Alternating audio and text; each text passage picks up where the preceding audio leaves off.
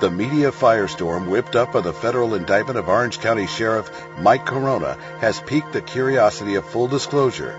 Why were all the media piling on to this man who was once called America's sheriff? I wanted to make it very clear when I came out of court on Tuesday.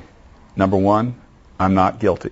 Number two, I'm presumed innocent until somebody proves me guilty, and I'm taking advantage of the legal system in America that I've defended for 32 years of my life. So I'm very proud of the fact that I get that opportunity as an American to defend myself. The U.S. Attorney appears to be basing his case on the testimony of two former employees, George Jaramillo, who is currently jailed on corruption and bribery charges, and Don Heidel, who was removed from office by Sheriff Carona and is currently pleading guilty to federal corruption charges.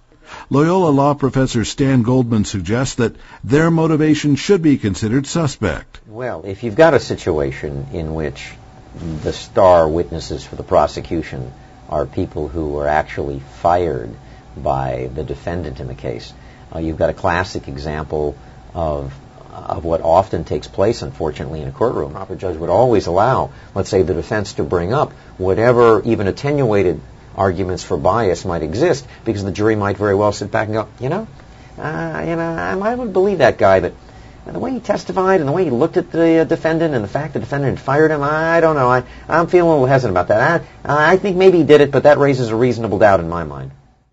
The mainstream media and radio talk show hosts have had a field day reporting and discussing and joking about the fact that Sheriff Carona, his wife, and Deborah Hoffman were shackled when led into the courtroom for arraignment.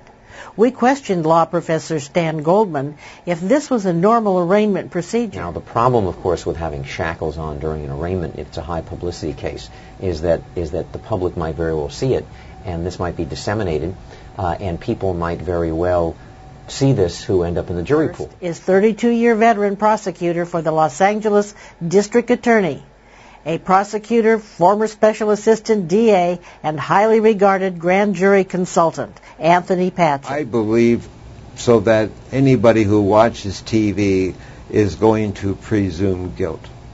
You don't presume innocence when you see a sheriff of the fifth largest county in shackles. You presume he must be guilty. Otherwise, why would they resort to that? They're trying to send a message. It's one thing to have somebody arraigned. It's another thing to have somebody arraigned under conditions in which they look like a mad dog. Prosecutor Patchett questions the whole premise of Sheriff Carona's federal indictment and why it was filed as a federal case. Why is it that he's singled out for this prosecution when it's been known for so long? When he fired the people that the federal government are using as witnesses against him, he realized they were wrong. And then, why didn't Tony Rakakis from Orange County file this case? He is above reproach. He's done excellent work before. If the evidence was there, I'm sure Tony Rakakis would have filed this case immediately. But you haven't heard a word from them because the feds wanted this case for themselves. Is this a political vendetta by local officials? The Board of Supervisors has no authority over who the sheriff is going to be. Unless I vacate my office, then they have the opportunity as a charter county to appoint a new sheriff. But as long as I'm in office, they have no control over what I do, how I do it. The only thing they have is the approval of my budget. So I don't know why John Morlock specifically is trying to insert himself into determining who's going to be the sheriff or asking for my resignation. He has no control over that. It's offensive that he's doing it, but I can't tell you what his motivation is because he's never talked to me about it. So, being the news behind the news, we read the 29-page indictment and found that the U.S. Attorney had listed one of the defendants, Deborah Hoffman, as a long-term mistress of Sheriff Carona. We questioned why was she depicted this way, which is blatantly defamatory. Professor Goldman suggests that this was designed by the prosecutors to further bias public opinion. That could very well have an influence on people who might potentially sit on the jury, who might very well be listening. Damning information leaked about a defendant, let's say. could very well be something that the prosecution could use to its advantage, but is not the sort of thing that probably should be leaked out before a trial, especially if it's not the sort of thing that is going to come up during the course of the trial. It is so that you're going to have prejudice. You're going to say, besides everything else Carona is charged with, he's an unfaithful husband. And you add that, and there are a lot of people who will convict you on that issue alone. Yet we saw that in the Los Angeles mayor who had that situation, and nobody has filed charges on him for that because that's not a crime. Are the media attacks motivated as an attack on the religious beliefs of the sheriff? Could be, according to former Orange County Sheriff Investigator Stan Interrante. The media has a tendency sometimes of piling on, regardless of what evidence shows. I don't believe a person should be tried in the media. That's why we have courts. I've heard, and this is mentioned to me by some people, well, you know, America's sheriff, he was called, I think, for a while. He acknowledged on appropriate occasions, assemblies, memorial services, and the like, that he was a man of faith. And sometimes people have asked me, do you think that has anything to do with that? They're gunning him because he's a man of faith, something not necessarily found too often today in public officials?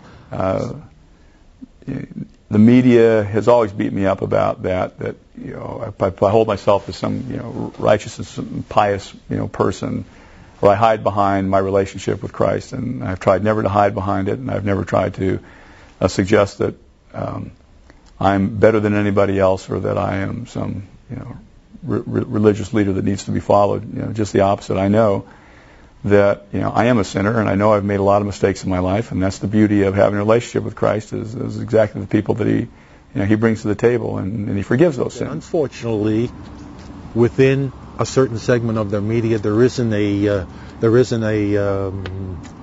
favorable impression of people of faith, or of faith in general, especially Christianity. So, of course, the media has a bias. They have positions that they wish to push, and with respect to issues of faith, yeah, there is a certain animosity today towards people of faith. He's already been convicted. I don't believe there is a city in this United States that does not believe seeing a sheriff in shackles and hearing what they've read about his mistress and everything, which is totally not relevant to any evidence in this case.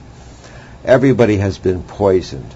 I can go out on the streets and I can give the evidence of what's in the LA Times, and I guarantee you 100% of people will almost say, hang him, because of the fact that through pretrial publicity, they have already tried and convicted Sheriff Carona. And you believe it's at the behest of Washington? Without a doubt, it's at the behest of Washington. And what would be the number one motivating factor for Washington wanting to get rid of a sheriff in California? To make an example. That's very possible. You know, this is one of these great conspiracy theories that, you know, much like the grassy knoll with Kennedy, people will probably discuss for years to come. And you're really dealing with somebody's career. Carona has no more career. Even if he's found not guilty in this case, he's never going to be able to sue the federal government. They have immunity. And it's very difficult to sue for something of this nature. So I'm sorry to say that the feds have ruined his career. He has no career. When I'm found not guilty by the jury, I look forward to getting back to work on a full-time basis. I look forward to looking some of those people who have been my detractors in the eyes and hopefully forgiving them for the words they've said, and being able to show them why they were wrong, and maybe make a difference in how they treat the next person that comes into this scenario that I'm at. I'll be happy to get back to work. I'll be excited to do the job again.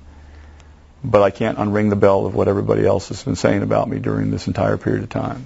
And I don't know how you get your reputation back. From what I've seen in this case, Carona is dead meat, and any defendant involved in this case stands very little chance of escaping. If the federal system really wants you, they're going to get you. And once you're in the system, it's very difficult to get out. Please respond to our survey and leave your comments below. Do you think that Sheriff Carona is being tried by the U.S. Attorney in the media instead of a court of law? You can watch this program in its entirety as a Full Disclosure subscriber, or you can purchase the DVD on our website. Full Disclosure will continue to monitor the upcoming trial and the media covering it to assure you get the accurate news behind the news.